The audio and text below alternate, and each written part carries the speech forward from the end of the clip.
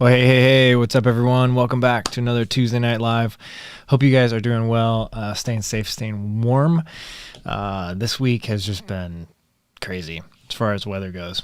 But yeah, we got a good one tonight, just another listener-supported show. So you ask the questions, you put them in the comments, I'll answer them. We talk about whatever you want to talk about. Any topics. Could be running, could be anything else. Coaching questions, training plans, anything like that, shoes, gear, we can talk about it all.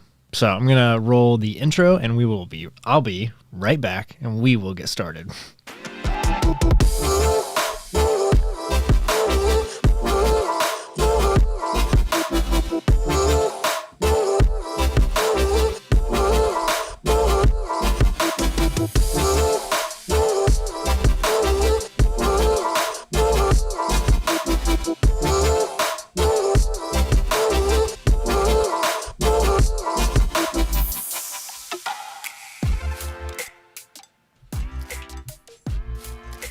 All right. Also put in the chat like where you are watching from. I think that's always fun to see where everyone is in the world. So tonight we got Jonathan. What's up? Here we go. Matthew DeLuca. Good afternoon from Canberra, Australia. Whoa, nice. Other side of the world. That's awesome. Plots 33. Good evening. Hope you're staying warm. Yeah, right now I am because I'm inside my house. So, oh my gosh. Yeah, we'll talk about weather and running in the cold and all sorts of stuff tonight if you guys want to. Matthew St. Jean, I don't know. Good evening from Charleston, West Virginia. And then you ask a question, how to navigate extensor tendinopathies in the big toe. I am not sure I know what that is. I might need to Google that. We'll circle back around to that unless you want to explain it a little more. Old Toad, what's up? Word up. How's the new shoes going? Great. Well, actually, so right now I've been running in the Saucony Triumph 18, which is these right here. Kind of like, if you can see them, like, they're very bright shoes. They're kind of like a mix between like a orange and a red. Like it's very hard to tell, like live or like in person, they almost look pink. But on every video that I film with them, they look orange, which is just weird. But it has to do with some colors and stuff, like on the video. So I can adjust that. And then these are the New Balance Fuel Cell Propel V2. And I actually haven't even ran in these yet because it's just been so nasty outside. And I've been getting some really good work in on the treadmill. But for my first run in these, I do want that to be outside. So hopefully that'll be coming soon. I'm starting to just get the itch. Like I've been on the treadmill. I should count it. Like I should look at my Strava and see like how many days I've been on the treadmill. I'm actually going to do that. We're going to pull that up here and see because yeah, it's just like the weather has been like today it got up to like 22 and that was like the highest it's been in like a week. 22 degrees Fahrenheit. And how do you go through Strava training log? That's what I want to look at. Yeah, so let's just pull this up. Let's talk about let's talk about my training, how it's been going. So this week, today I got a 6 mile run. It was mostly a hike, but I got 3,500 feet of gain on this Netflix and climb is what I called it on Strava, because I just put on a couple movies during lunch and got some work done as well, which was nice. I've got like a little setup now where I can just like get a little bit of work done, watch some movies, be on the treadmill, and it's just great. So, and then yesterday did 5 miles and got 2,000 feet. Last week was pretty good. I don't know. I thought Strava gave you like a weekly total too, but let's see here. So all of these were on the treadmill, and then we go to 2 weeks back. This was all okay, so it's been, let's see, 8, 9, it's been 10 days on the treadmill. So that's just like, oh my gosh, like I'm itching so bad to get outside. And it'll happen very soon. Because I'm just tired of running on the treadmill. I want to get outside, but I also want to like stay safe. And so a lot of people have been asking me like, why don't you just like run outside? Like it's just better. And of course it is, but the place that I'm in right now and the training that I'm trying to do, training for the Cruel Jewel 100, I need so much vertical gain that a lot of these runs, even if it was great weather, probably would be on the treadmill anyway. Or, well, once the weather gets better, I'm going to start splitting my runs. I'm going to either maybe do like more 2-a-days or do like really long sessions where I go outside and run 6, 7, 8, 10 miles, something like that, and then come back and then do just like strictly climbing on the treadmill, just so that I can get out and get miles outside and inside. So that'll be more fun for people to see on Strava. But yeah, right now it's just so cold, and it's not just that it's cold, it's that the day before it got super cold, we got like 10 inches of snow. And so none of that has melted. And while it was snowing, it was like also freezing rain it was kind of going in and out for like 24 hours, snow, freezing rain. So like literally like at the end of our driveway, we have these like snow piles that are solid blocks of ice. That's like, it's like the like concrete dividers that are in between like highways. And it's just like, they're immovable. They're a couple 100 pounds, and like all the kids in the neighborhood like play on all these things because they're like these big huge mountains, which are like fun for the kids. But it's like that's the situation. It's like this solid rock ice and super slippery as well. So, and like none of the paths, like even when it's sunny out, it's still so cold that the sun doesn't even melt. Like a lot of times, like the sun will melt all the snow and ice that's on the sidewalks during the days. And then after a couple of days, you can run around outside and not slip and fall or anything. But yeah, it is what it is. I've got a good situation. I'm getting good training in. So yeah, that's that. Jesse Wilson's here. Hey, from Northern California. What's up? David Anderson. Hello from Western North Carolina. Eric Esterbrook here from San Diego, California. Adam Tice, good day from Brisbane, Australia. Nice. Couple people from Australia in the chat today. Yeah, Matthew St. Jean, my question is, how do you navigate tendonitis from overrunning? So I don't know if I've ever really dealt with that. I don't think I can speak on experience. I don't know if I've ever been diagnosed with that. And I don't think I've ever assumed that I've had it. So I don't know. I'm sorry, man. I'm sorry, Matthew. I don't want to say something that's not based off experience, because I'm also not a health professional. So sorry, I'm going to have to take a pass on that one. I don't believe I've ever had that. But good luck. Hope you can find some answers somewhere. Doctor, physical therapist, something like that. Ageless Wander, hello from Denver Front Range area. Nice. Been away for a while. I get burned out with YouTube and need breaks. I'll probably have a question or two later. Yeah, I hear ya. Yeah, YouTube's a funny thing. Jesse Wilson, is it still a strange feeling to be in shoes other than Ultra? Good question. It's actually not. Like, that's the weirdest thing. Like, actually, my feet, like, they just are okay with other shoes right now. And I don't think I was ever like the typical person that like really needed Ultra shoes. I think I benefited in a lot of ways, and I think that my running did. I think I learned how to run better. And I think that I probably, who knows, maybe as I was getting into all of this, I think do you guys hear a siren? There's like sirens outside my house. So great. What was I saying? Oh yeah, Ultra shoes. Yeah, I don't think I ever Like, I don't think I ever really needed them. But I was able to use them and see a lot of benefits from them. Definitely the wide toe splay and just the way that your foot strikes the ground with the zero drop and the little bit of extra room for your toes and your whole foot to kind of expand a little bit. I do think that there are a lot of benefits to that.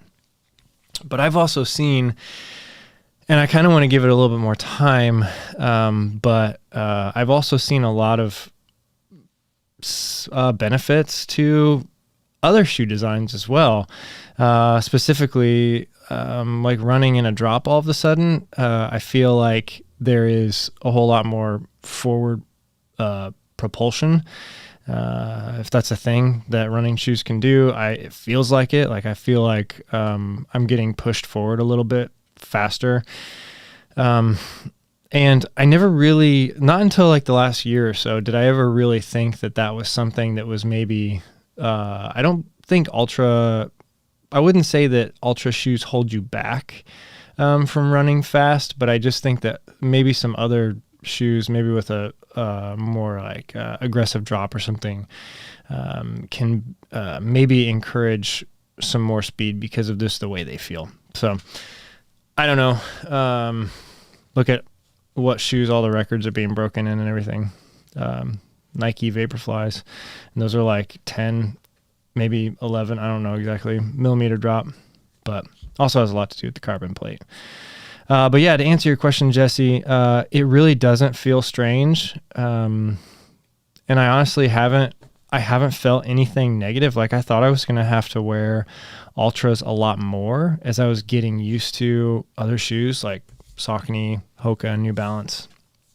Well, I haven't worn those New Balances yet, but I thought I was going to have to go back and forth quite a bit more. I anticipated more problems, but I'm really not experiencing anything. Like there was a few of my early runs, like I felt like maybe there was a couple hot spots here and there from just my toes and my feet not being used to having that shape or that tight around the toes. But after a couple runs, like it feels really normal. And I'll also admit that those Triumph 18s, I mean, they're like max cushion, like luxury plush shoes. It's like when you go to like a really fancy hotel and like there's 20 pillows on the bed and like that comforter is like 6 inches thick. Like that's what these shoes feel like. That's what it reminds me of. I mean, it's just like the plush of the plush. And so it probably helps that I went to those shoes first after Ultra. Probably helped me get used to certain aspects of different types of shoes a little bit better.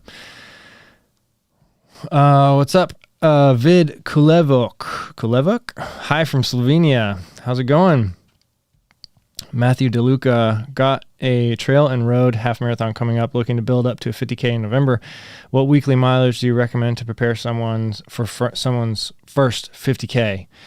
Yeah, so a lot of it depends on, it depends, whenever I'm building a training plan, it depends less on what type of race or what distance the race is and more towards the experience of the runner.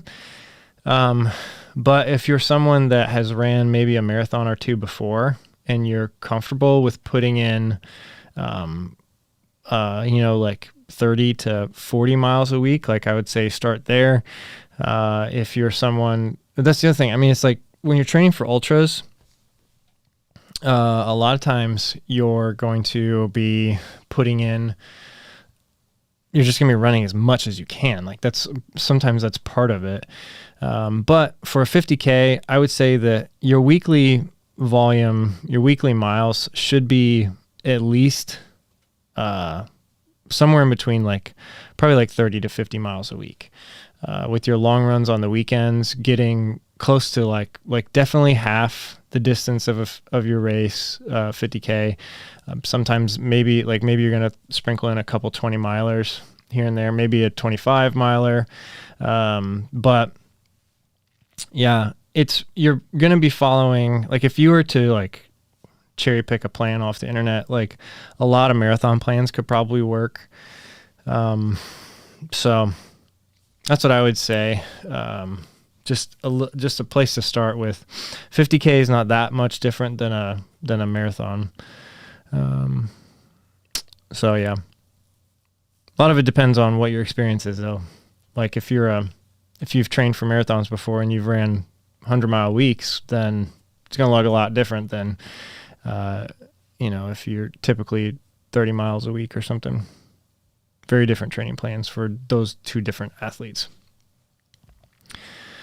David Anderson says, my first ultra prisoner of war 50K is this Saturday and I am stoked. Awesome. That is so cool. First 50K. First ultra. Yeah. So awesome. And then any advice? So start off a lot slower. Well, you're going to want to run like really fast at the beginning because you're so excited that the race has started. But I would say just stay super calm and composed. Run within yourself. Don't like if you feel like you're pushing too hard, you probably are.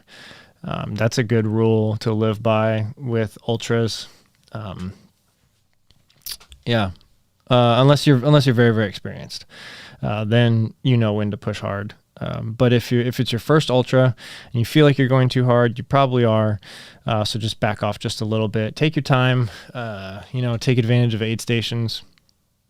Make sure you don't get dehydrated, and then get some nutrition in. But then just have fun.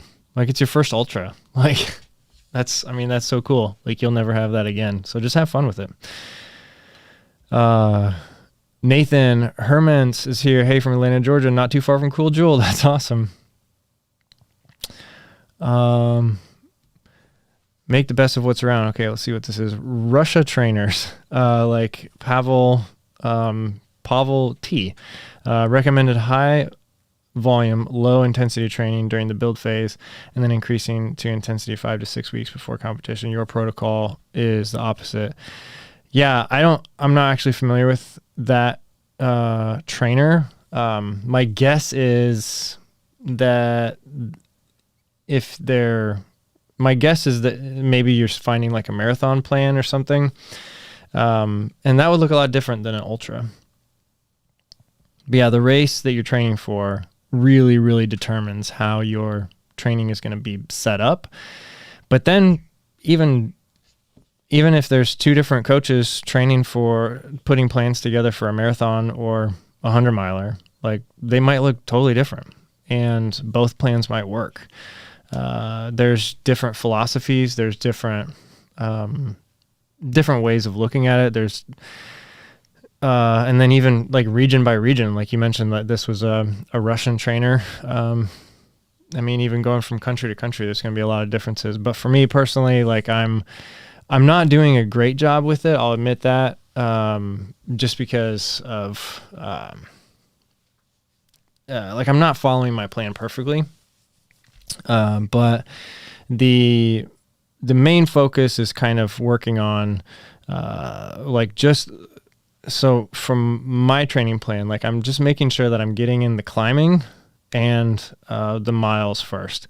And then once I can kind of stabilize that, so it's been 2 weeks where I've been able to stabilize that. And once I get another week or two in, I'm going to start working on, once that becomes like pretty easy to attain, not easy, but once I become able to kind of like string together a couple good weeks like that, then I'm going to start focusing more narrowly on specific workouts and making sure that I'm hitting like all zones. And I kind of missed some of the training I wanted to have for my VO2 max block, which is pretty much over.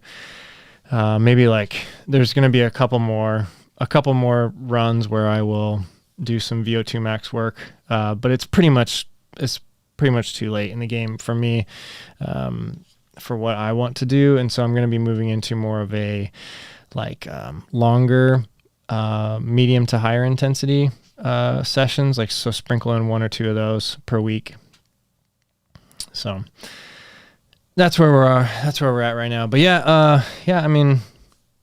a lot of marathon training plans will start off with your base miles, getting a lot of more like long, slow miles in at the beginning of the season. And then as you get closer to the race, you're working on your more of your tempo or your higher intensity.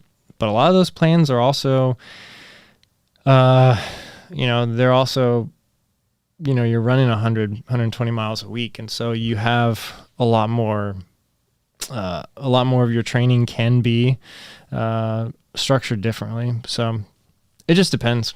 But yeah, it's kind of hard to find a single training plan that'll work well for everybody.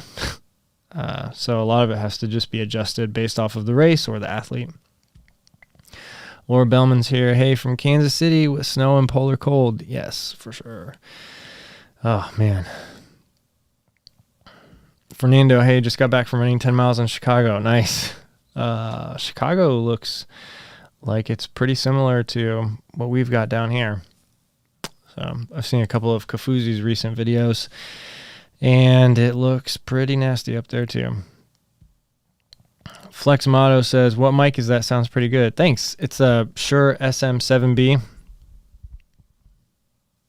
Oh yeah, Nick. Thanks for answering.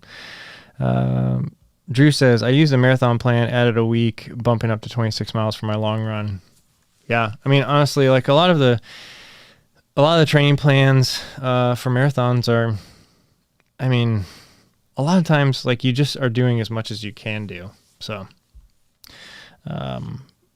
training for, I mean, it just really depends on the person too, like what your experience is. If you're a type of person that it's pretty easy for you to, 20 milers on the weekend are not a big deal, then your training is going to look a lot different, and it might look much different than a marathon training plan. But if you're someone who it's your first ultra and you haven't really gotten to the point where your body can handle kind of like back-to-back 20 milers on the weekend or something like that, then it might look really similar to a marathon plan. Ageless Wanderer, Black Canyon 100Ks this weekend. Have you raced this one? Coach Sandy of Higher Running, formerly Sage Running, is doing it. Go Sandy. Yeah, no, I've never run Black Canyon. I've wanted to really bad. Like a lot of my friends have multiple times in the past.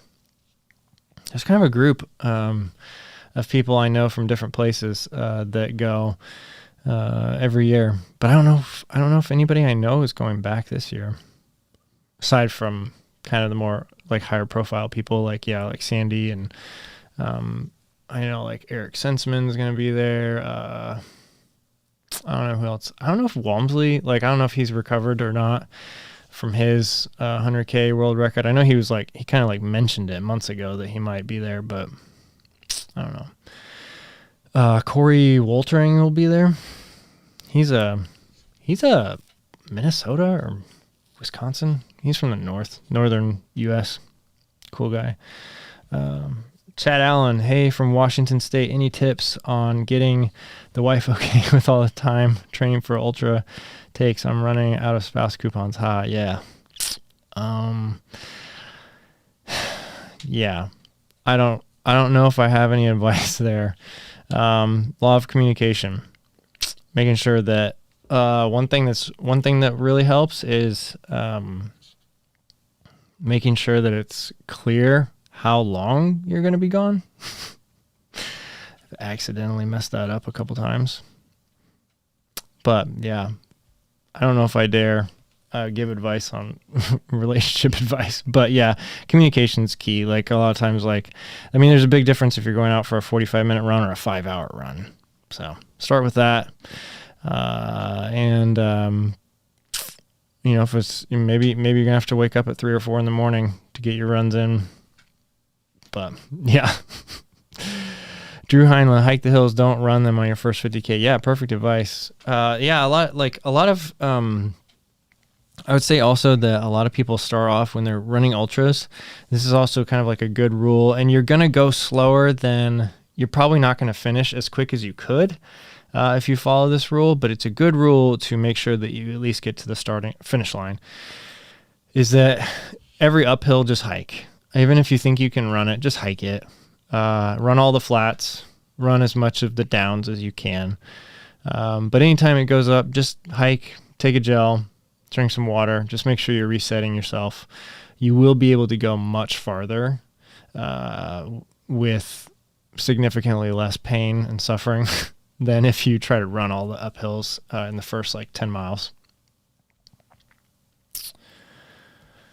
Michael Spencer says, music, what are some of your top power songs for long runs? Sometimes the right song gets me through tough miles. Good question.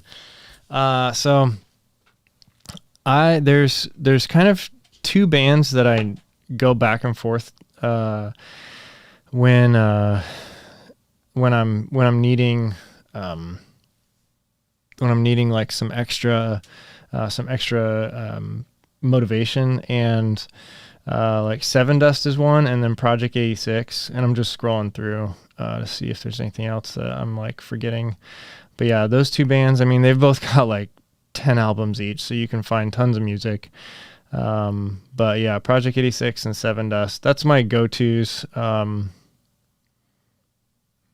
Yeah. So there's also a playlist that you can find on Apple Music called I Miss New Metal. And those songs just remind me of stuff I listened to in high school and stuff.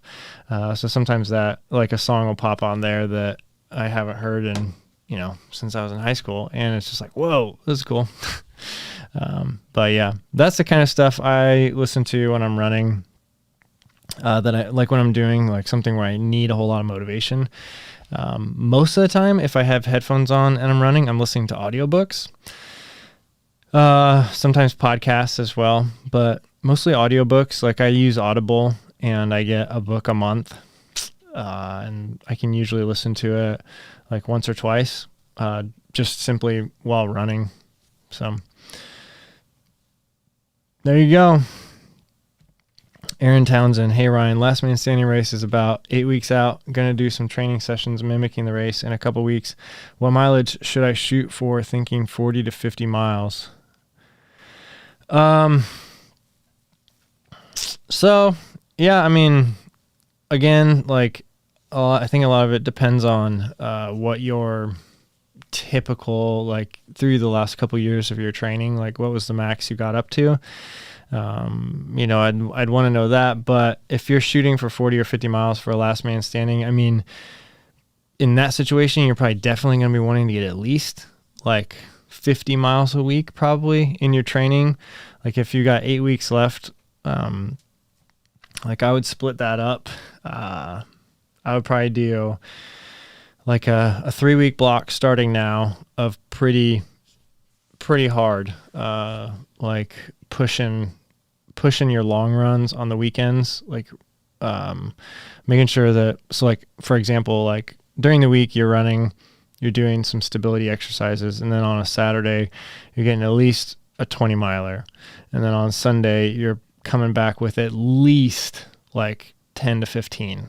If you can do another 20 on Sunday, great, over the next 3 weeks, and kind of build up, maybe have the week look really similar, and then the Sunday run over the next 3 weeks, you're getting longer and longer, and then take a rest week, and then you'll be 4 weeks out, and then I would do 2 super hard weeks again, harder than the ones before, and then taper for 2 weeks into it. That's kind of how I would set it up.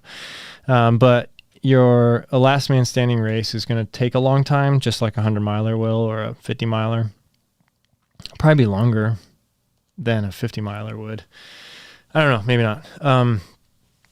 But yeah, you're going to want those back-to-back long runs on the weekends are going to be the most important for that race. And then just making sure that you're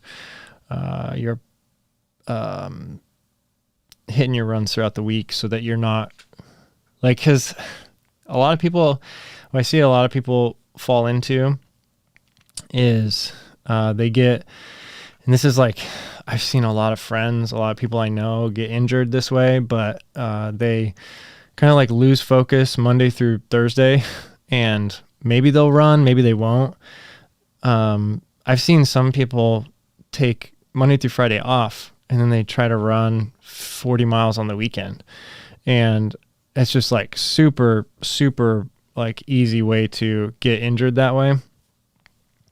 So make sure you're staying consistent during the week. That's the best thing.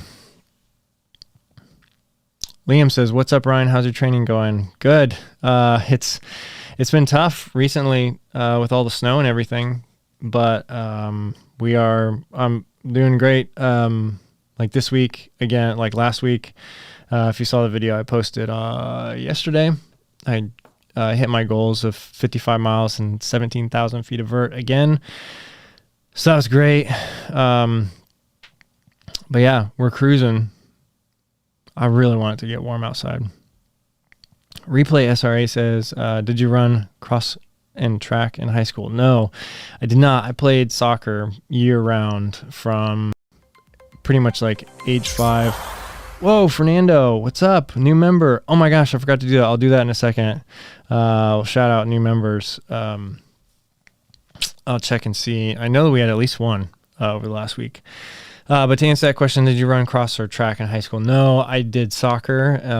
And from age like 15 to 18, I pretty much played soccer year round because we had like fall season and then we had winter indoor where like, I mean, my parents would like drive me down to like Indy, and we also had a place here in Lafayette that it's just like turf, and it had walls and the goals obviously, but it was like super competitive indoor leagues. And then I was playing the spring outdoor, and in the summers we would travel for tournaments. So it's pretty much year round soccer from, I mean, not when I was 5 years old. When I was 5 years old, I was probably doing like one or two seasons a year of soccer. But definitely once I got into like third, fourth, fifth grade, that's when it started to, especially junior high and high school, it was just like year round nonstop. Like all the leagues. Ageless Wanderer says, if your wife becomes an ultra runner, then your issues would disappear. Yep. CK Hiker says, Cory Woltering is from Ottawa, Illinois. Okay, nice. Illinois. I knew it was somewhere around here. Logan Zoltan says, hi from Northern Virginia. I have a manual treadmill with a permanent 10-degree incline. Nice. I don't know if I've ever seen that. Maybe is that a recently new feature? Like, did it break or something? If I walk 13,000 gain a week during winter snow, would that be enough to train for a 50K race with 13,000 feet of gain total? Yeah, definitely. I think, like, I mean, it just depends on it. Honestly, it depends on your experience. But a 50K with 13,000 feet of gain, that's pretty intense climbing. So it's going to be more climbing than running probably for a lot of it. So I think you're on the right pace. I mean, if you're getting 13,000 feet a week, like that's a lot. So that's great. You're going to totally be ready for that race. So nice. Aaron. Oh yeah. Okay. So sorry if I was unclear. I have run hundreds. Was asking about 40 or 50 miles for that training run specifically. Yeah. So if you're doing a 40 or 50 mile training run, yeah, that'll be great. Yep. Fernando, welcome. Awesome. So yeah, I've got this little thing I'll shoot across the screen. So I did want to welcome, let's see here. New member this week, Kyle Walker. Thank you so much for becoming a member of the channel. And let's see. Also, Fernando. Yep, your name's there too. I'm looking on my YouTube. So thank you guys so much. Members are just people that have decided to support the channel. So thank you so much for that. That means a whole lot. Yeah, there's a little button down below all the videos if you want to become a member also. Thanks. Drew says, run on lunch breaks during the week if you can. That way your long run on the weekend becomes only one run. Happy wife, happy life. Yes, exactly. Fernando says, are you enjoying running on the treadmill? Yeah, I actually do like it a lot. And a lot like, I don't really mind, the running on the treadmill. I mean, obviously it's not as fun as running outside. Like, I have to preface it but with that, because I think some people might think that I just actually like it better, but no, that's not the case. Like, I like running outside much better, but I don't not like running on the treadmill, because it's, number one, it's just so convenient. It's like, I don't even have to like really grab anything. Like, I do bring a water bottle out to the garage, but like, it's literally like I'm in my house. Like, if I need anything, I just step off for a second and I go get it. It's so convenient. I can go whatever distance I want. I don't have to plan a route. I just get on it. And then just recently, like day before the Super Bowl or whatever, there was, Best Buy didn't have as big of sales as I thought they were going to have, but they did have some decent sales. So I got a TV, and it's cool. Like, TV, like I haven't bought a TV in like over 10 years. We only have one TV in our house, and I bought it like 10 years ago. So I didn't really know that pretty much every TV out there is a smart TV now. And like, all you gotta do is like plug it into power, and then it connects to your Wi-Fi router, and you can stream everything that way. So that was like, I mean, that was awesome. Like, it's Amazon Fire is like the interface or whatever. So yeah, I just logged into all my accounts, like Netflix and whatever, Amazon and Disney and all that, and like, it's just, everything's there. Like, and it's just one little plugged into the wall to power it. So that's pretty cool. So that has helped a lot, especially on Saturday when I did 20 miles on the treadmill. And a lot of that was hiking. So I was out there for like over 4 hours, and I just like watched a couple movies. And it was like, I mean, it was awesome. Like, you kind of zone out a little bit. You don't have to think about your training as much, which some people might say that that's not good, because you're not training your mind as much as you should be. And that's true. But I mean, I'm getting the work done. I'm doing the best with what I can do with like 0 degrees outside. And I'm just like I know there's a lot of runners that like being outside in the winter and like running in the snow, and I'm just not one of them. I'm just getting really quality runs in on the treadmill, and I'm happy with it.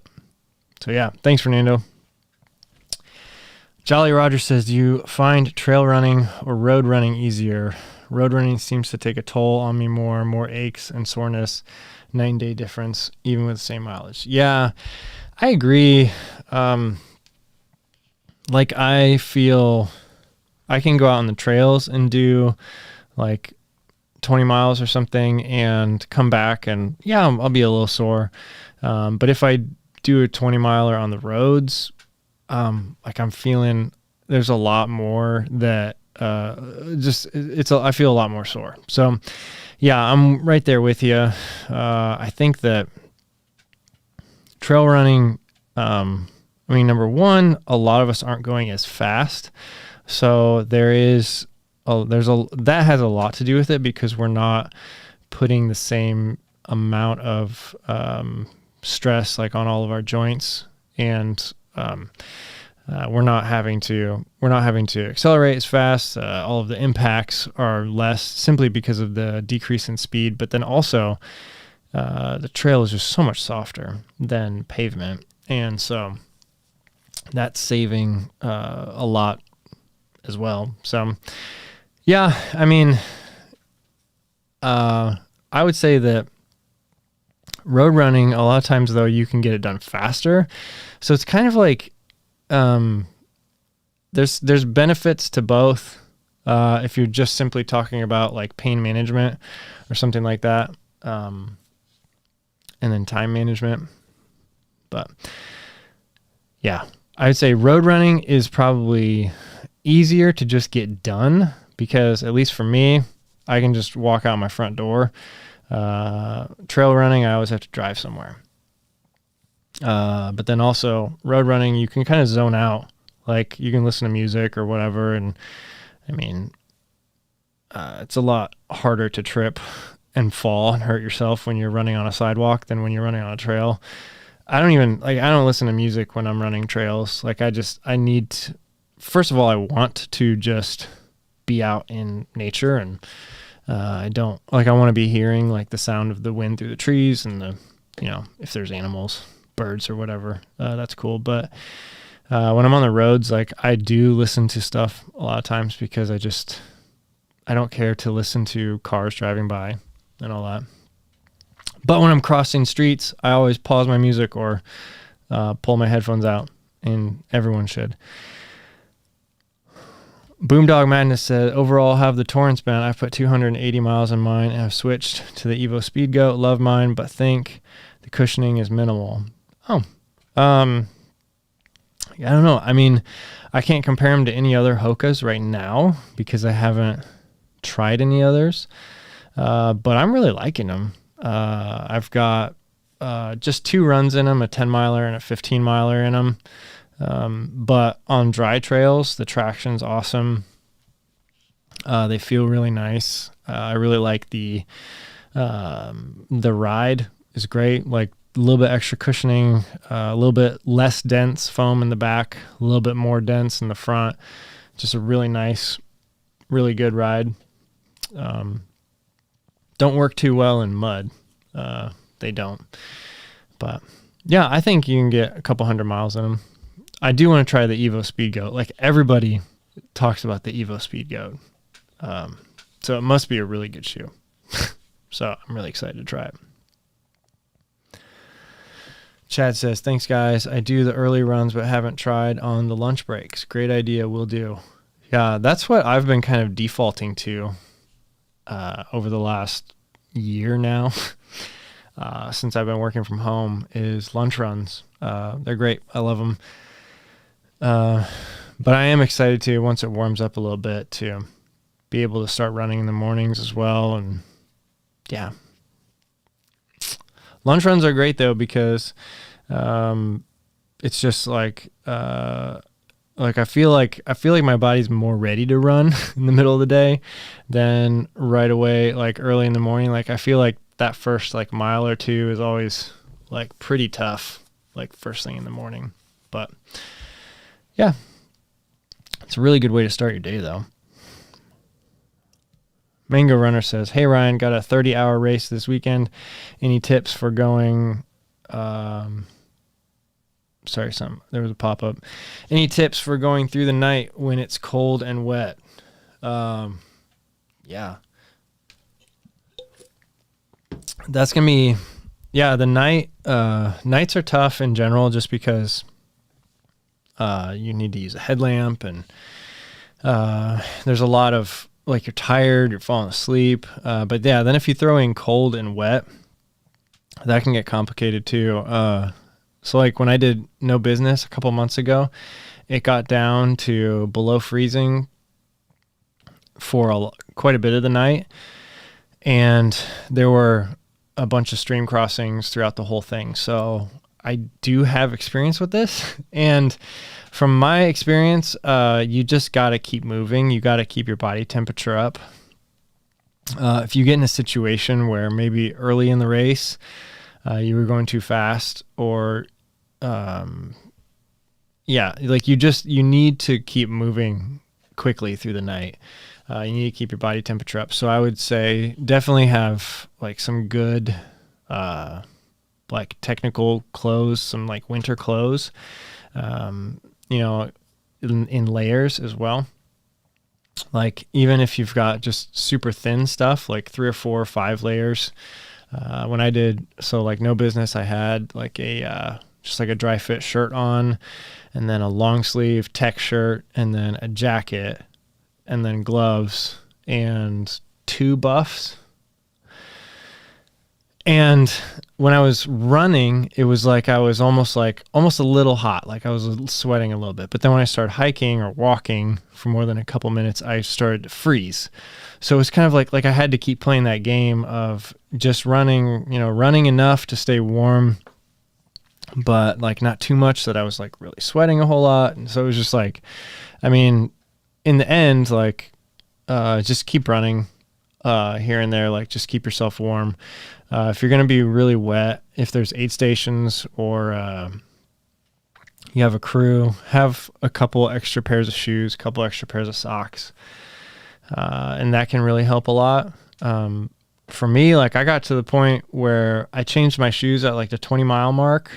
No, I changed my socks at the 20-mile mark. Never changed my shoes the whole race. And then after 20 miles, I just had the same socks and shoes on for the whole rest of the race. Just because it was like, by the time I was at like mile 60, 70, I was just like, I'm going through streams like every like 3 or 4 miles. Like this is, like my feet are getting wet every like once an hour. Like there's no point in changing constantly. So I just didn't. But yeah, stay warm. Make sure you have some good clothes, stay moving, keep the body temperature up, and then stay hydrated.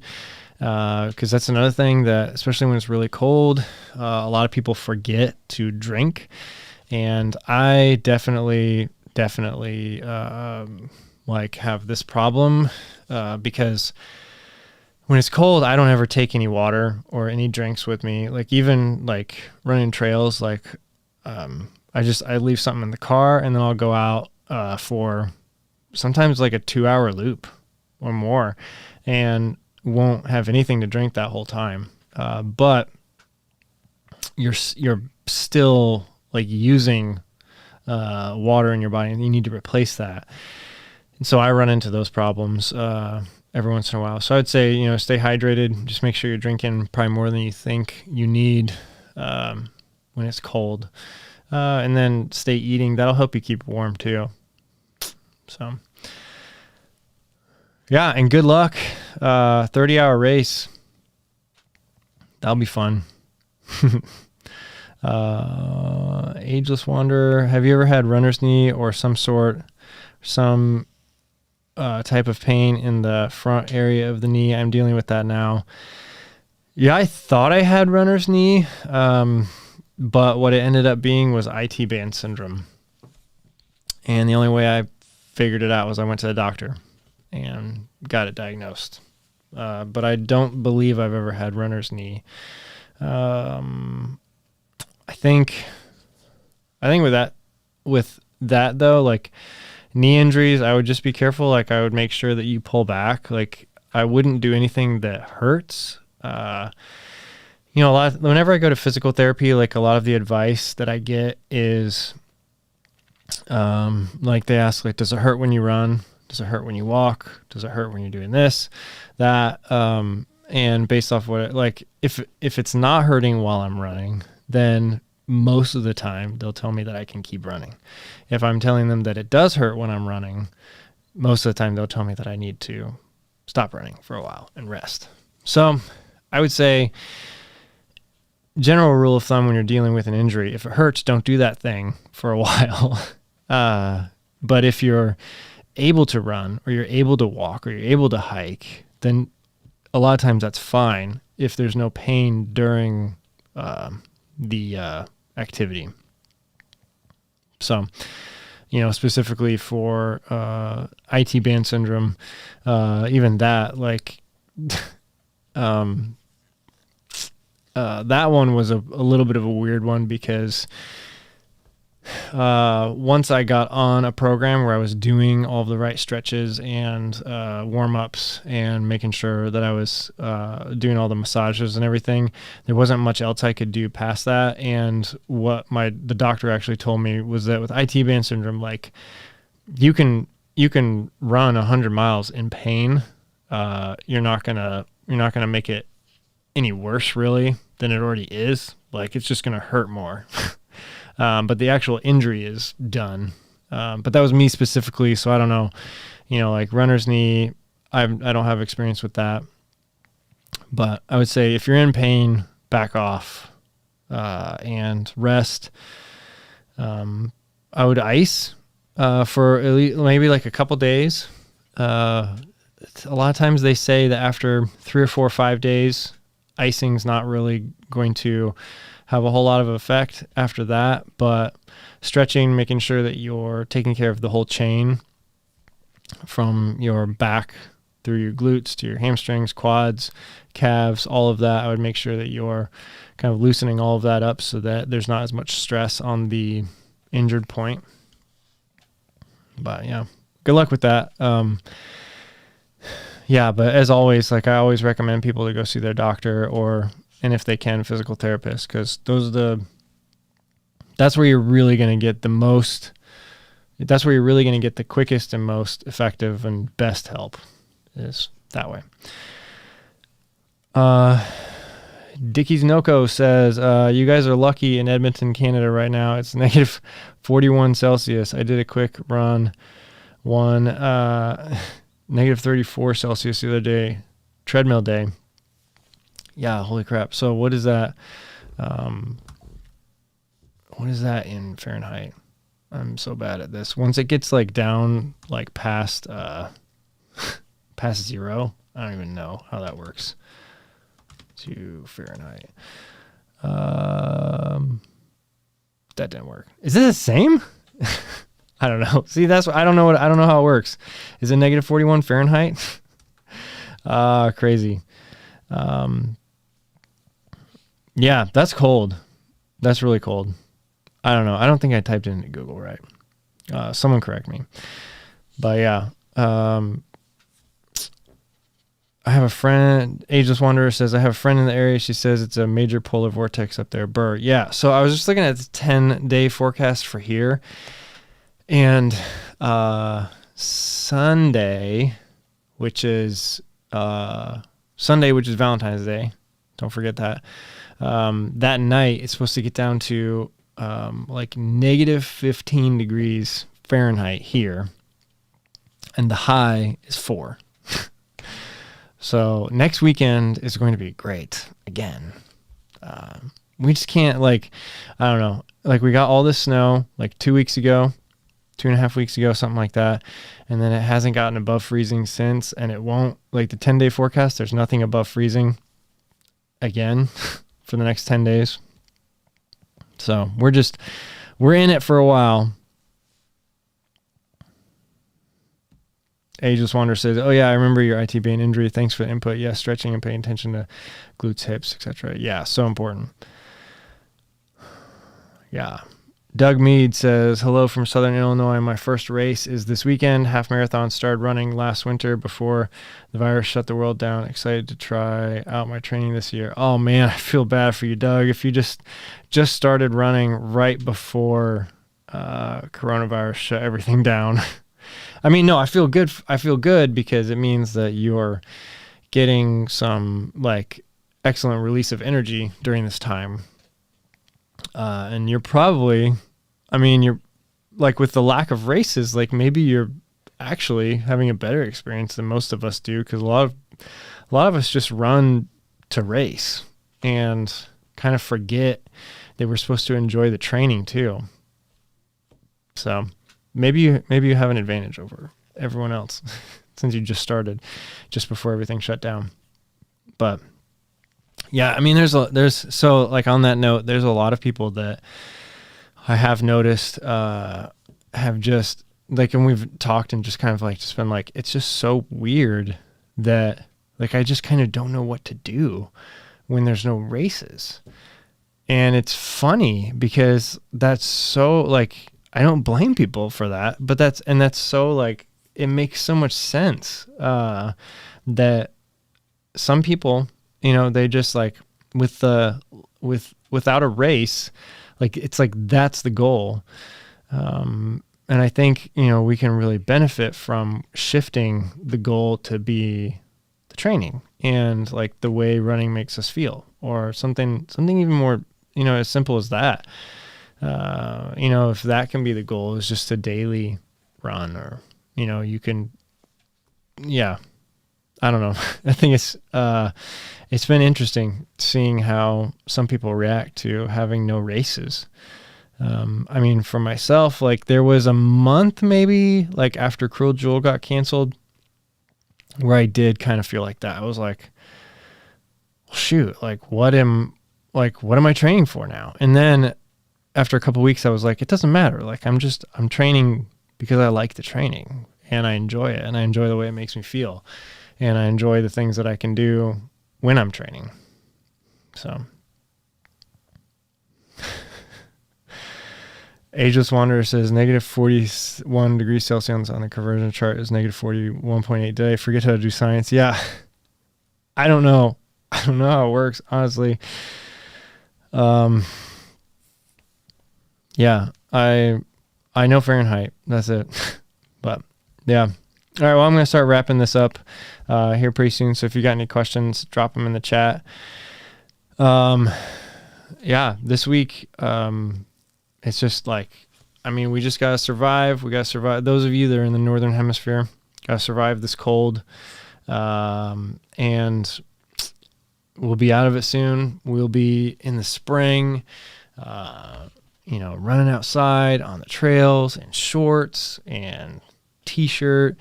And we'll be talking about how we got overheated and how we didn't bring enough water on our run. Those will be the good days when it starts warming up again. I can't wait for that. But I just like, I keep forgetting that I have a race in 6 weeks. Like I'm so like laser focused on Cruel Jewel. I keep forgetting that I have a 50K. That's a pretty tough one coming up in 6 weeks.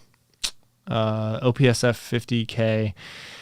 There was supposed to be a 50 miler too, but they had to drop the 50 miler because of like people. I think because of like people number restrictions for the race, or possibly it had to do with volunteers. It had something to do with people.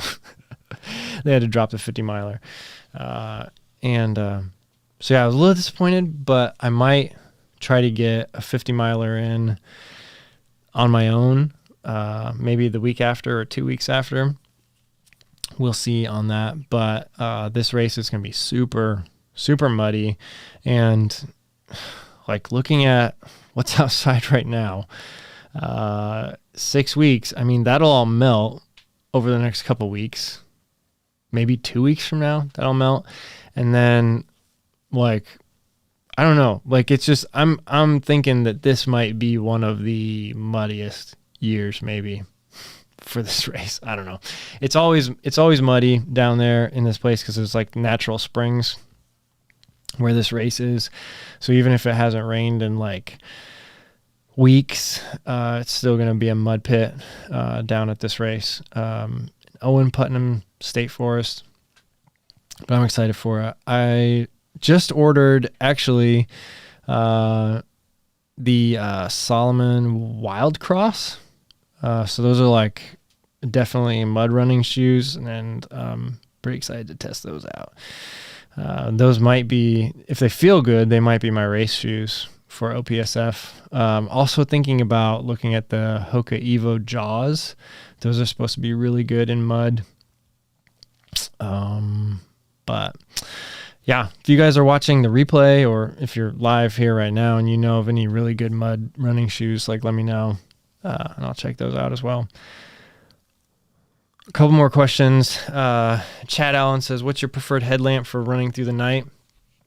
I have the Petzl Swift RL. Swift RL. I don't know what it means, but Petzl Swift RL. That was a really good one. The battery is one of those like rechargeable lithium ion batteries, and I like those better than popping in like AAAs or AA's because they tend to be lighter, the lithium ion ones, and you can get pretty good amount of hours out of them. Like I had it on, I don't know if I think I had it on medium brightness for no business, and it lasted for almost the whole night. It lasted for almost 6 hours. And then I had to replace the battery and for another like 2 hours till the sun came up. So that was a really good one. I've always had Petzl headlamps. I know a lot of people use Black Diamond. I know a lot of people use waist belt lights as well. I've never tried one. I'm totally fine with a headlamp. Some people feel like they get dizzy or they get like tunnel vision from wearing a headlamp, and there are a lot of disadvantages. So how should I say this? The reason why a lot of people are choosing now to wear waist belt lights is because of the way that it casts shadows on the trail. Like a light coming from lower will show you more shadows. And so by doing so, it'll let you know, you'll be able to see roots and rocks and different variations in the trail easier than if the light is coming from like 2 inches above your eyes. In that situation, there might be a root that's right there, but your 3D perception is thrown off quite a bit because the light is coming from exactly where your eyes are. So there's almost no shadows. So I've never had like a really serious problem with this, but I know a lot of people that do. And so the other thing is that you can get, you can wear a headlamp, but you could also, like you can wear two, like a headlamp and a waist lamp. That'll help. Some people also do a handheld flashlight. I've never had major problems with a headlamp. There have been a couple times where I've like caught a root or something or a rock that I just couldn't tell it was bigger than it looked. But yeah, I like using a headlamp because wherever you look is where the light is. So it's easy.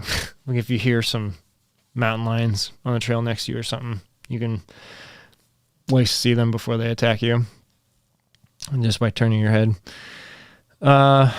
So yeah, that's my preferred headlamp.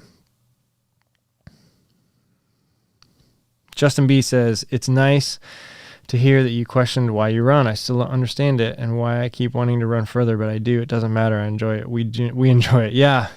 It's funny. Like, like a lot of people ask, like, why, like not so much people on like in YouTube comments or anything, or like on these live streams or anything. 'Cause a lot of us are kind of in similar places, like with running and with ultras. But like when I tell people that I work with or,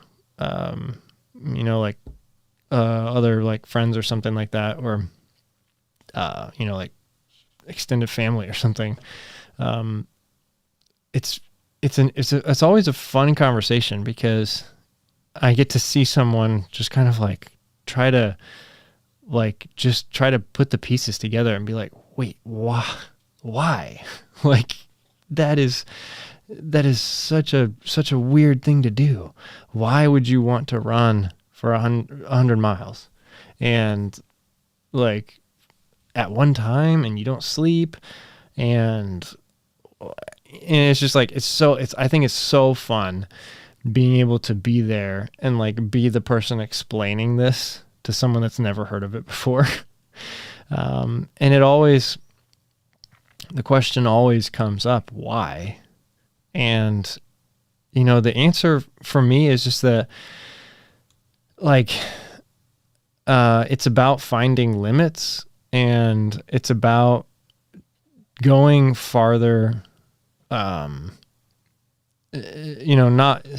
speaking of like running farther, but just like physically and mentally going farther than I think I can. Because every 100 miler I do, there's multiple points throughout the race where I'm like, this is the last mile. This is as far as I can go. I've reached it. I mean, I had a situation at No Business 40 miles in where I was with a pack of runners, and we were running like more than I wanted to be running at that time, and uphill too. Like, 'cause we just there was like 5 or 6 of us, and we kind of locked on to this guy at the front of the pack of 5 or 6 of us. And I don't know if he was just a much stronger runner or if he was maybe a little self-conscious that a bunch of guys were right behind him. But whatever, we were running a lot and we were running quick, and a couple miles of it. And I was like, I just got to a point where I was just like, I'm kind of cooked. Like, I'm 40 miles into this and I feel like I'm done. But then I got to the next aid station and I regrouped and I refilled my bottles and I got some snacks and then I just kept going. And, like a couple hours later, I hit another moment where I'm just like, okay, this is awful. Like, I'm 52 miles in, I'm halfway through. This is horrible. And, but then you get into the next aid station and people are pumping you up and you just keep going and you keep going and you keep going. And it's like, that's what I love about this, is that it's like you get to these points where you are done, but you keep going. And like, that's just such an amazing thing that like you keep proving to yourself with every step that you are like, you have more than you thought you did. And I just think that's such an incredible experience. And it's also so hard to explain that to somebody, because somebody that's never done something like that, a lot of times they don't know, like they just can't really comprehend what that's like to reach the end but continue on.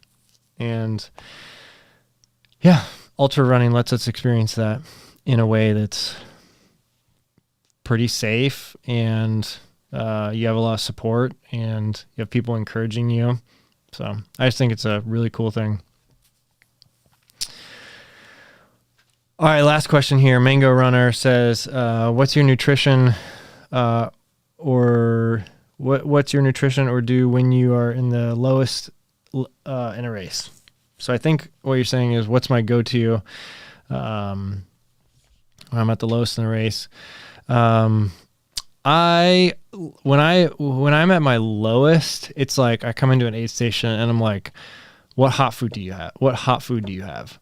I need something hot. Like I need, like, give me a burrito, give me something. Like, I need something hot and I need to sit down for like 2 minutes and I need to drink some water. If you got coffee, that's the best. Hot food and coffee. That's my go-to at aid stations when I just feel totally done. Yeah. So, I'll leave it at that. Justin B, I just smiled so much at your response to my comment. Thanks, Ryan. Yeah, awesome. Cool. Well, thank you guys for joining. This was another good one. These weekly live streams have become just something that I just look forward to, and it's fun. And coming up, we will have been doing this for every week for a year. I just looked today because I was curious, because I knew I started these weekly Tuesday night live streams right around the beginning of when everything shut down. And so there was like 1 or 2 that were kind of random ones, 2 or 3. And then it was at the beginning of April that I started doing every Tuesday night at 9:00. And a lot of you guys that are here right now probably have been following along since the beginning. So thank you so much. And a lot has changed with the way it all works, lights, camera, background, all that sort of stuff. A lot has changed, but it's just been so fun staying consistent. So pretty soon, a couple more weeks, and we'll have hit a full year of weekly coming on this Tuesday Night Live. So, yeah. Thank you guys all for joining. That's it. I'm going to get out of here, and I will see you again soon. Bye.